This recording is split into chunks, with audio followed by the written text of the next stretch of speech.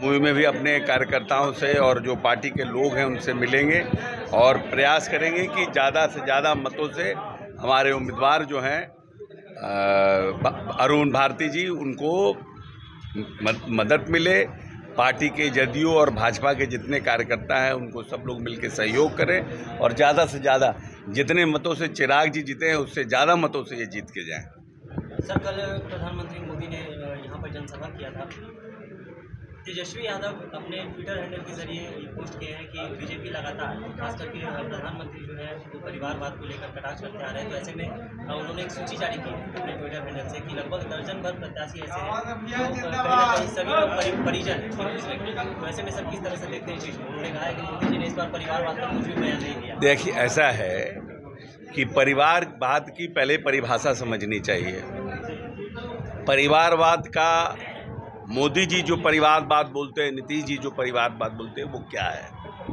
जो व्यक्ति पार्टी का प्रमुख है, जो व्यक्ति पार्टी का अपने खुद ही अध्यक्ष है, वो अपने ही बाल बच्चों को पार्टी में प्रमोट करता है, उसको कहा जाता है परिवारवाद। जिसका बेटा सक्षम नहीं है, जो पूरी तरह से क्वालिफाइड नहीं है, उसको प्रमोट करना राजनीति में कहा जाता है परिवारवाद। अगर माननीय मोदी जी ने कहा है और माननीय अगर नीतीश जी ने कहा है तो उस परिवारवाद के खिलाफ उन्होंने चर्चा की है। अब जिनके परिवार, अब तो हम वैसे तो हम भी, अब मेरे पिताजी भी राजनीति में थे, तो हम MA किए, PhD किए, तब राजनीति में आए। तो हमने तो अपना क्वालिफिकेशन, अगर हम इस प्रोफेशन में नहीं आते तो हम कहीं और प्रोफेशन में जा सकते थे। लेकिन जो व्यक्ति किसी प्रोफेशन में नहीं जा सकता था, उसको इस राजनीति में भेजना, ये परिवारवाद कहलाता है। नीतीश कुमार और नरेंद्र मोदी जी ने अपने किसी, जो हमारे सर्वस्व नेता हैं, उन्होंने किसी परिवार को अपने प्रमोट नहीं किया। लालू यादव अपने परिवार के सर्वस्व नेता हैं, उन्होंने अपने परिवार को प्रमोट किया। तेजस्वी यादव को प्रमोट किया, तेज प्रताप को प्रमोट किया, मीसा भारती को प्रमोट किया, रोनी आचार्य को प्रमोट किया। ये हुआ एक परिवारवाद। सर, पूरे बिहार में सर बिजली आ गई, क्या इस बार लालटेन जलेगी? सर, पूरे बिहार में इस बार बिजली आ गई है, क्या इस बार लालटेन जलेगी? ये तो जनता बताएगी ना। इस पर तो कुछ टिप्पणी कीजिए आप सर। लालटेन युग का समाप्त हो गया। आपकी बेटी सामावी चौधरी को टिकट मिला है सर, और आप और आपकी बेटी दोनों भावुक नजर आए, इस पर कुछ बोलना चाहेंगे? नहीं, भावुक तो पिता पुत्री और पिता का संबंध बहुत भावनात्मक होता है ना। अब मान लीजिए कि उसके दादाजी कोशिश कर रहे थे पार्लियामेंट जाने का, वो नहीं जा पाए। उसके पिताजी ने भी कोशिश किया पार्लियामेंट जाने का, वो भी नहीं जा पाए।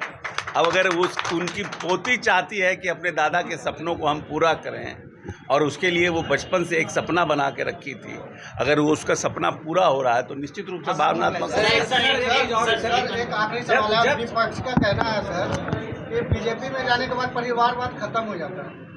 बीजेपी में जाने के बाद परिवारवाद हम अपने काम के लिए आए हैं कि हम आपके एजेंडे पर आए हैं? हम भाजपा क्या कहती है उसका ना जवाब देंगे, हमारे नेता क्या कह रहे हैं हम उसका ना जवाब देंगे। अब हमारा विपक्ष क्या कह रहा है, उसका ट्विटर क्या कह रहा है, हम उस पर थोड़ी जवाब देने के लिए आए हैं। हाँ। एक समय में सर जदयू और नीतीश कुमार पर कटाक्ष किया करते थे, अब साथ में अब सर किस तरह से?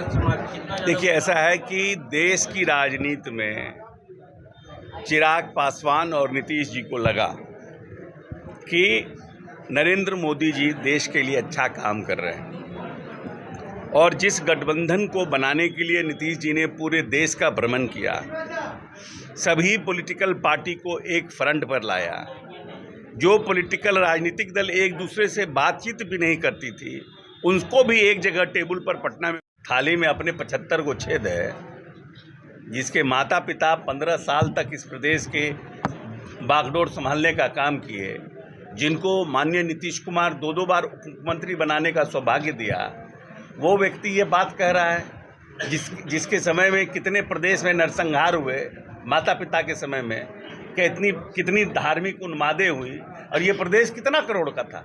मात्र 24,000 करोड़ का प्रदेश था। आज कितने करोड़ का प्रदेश है?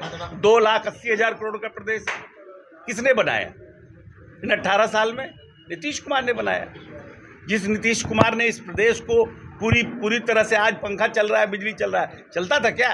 बाजार का हालात क्या थे? 6:30-7 बजे बाजार बंद हो जाता था। एक व्यापारी इस प्रदेश में अपने आप को महफूज समझता था।